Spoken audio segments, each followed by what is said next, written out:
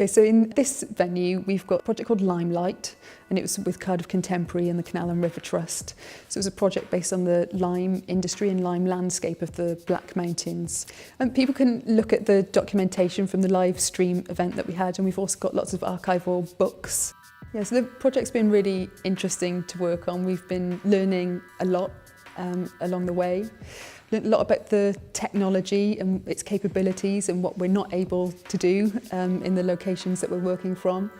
We're also learning a lot working with the artists and how they adapt their work for live streaming purposes, and learning a lot about the kinds of audiences that we might be able to attract through this kind of technology.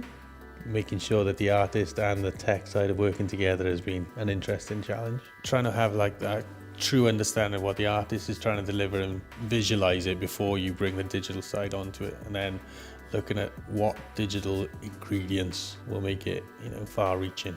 I think the feedback's been interesting because those people who experienced the artwork or performance in the flesh were kind of disappointed by the live streaming results because they had such an intensive, intimate experience of the art originally. Which we tried to record through the live stream, but I think there were certain elements of that live experience that you really needed to be there. And whether that could be achieved through, using the technology in a different way is again a learning curve that we wouldn't have had without this project. So trying to capture the true immersive elements of the art installation going forward is something that we'll always consider a lot more than we did before.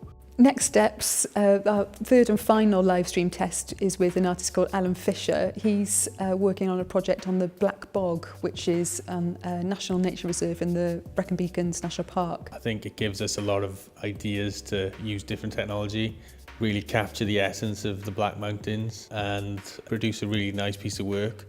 But then on the other side of it, the journey we've been on and really looking into the data that we've captured so far is very interesting. And I think it'll help us alive, in the next ventures. So yeah, I'm really looking forward to it.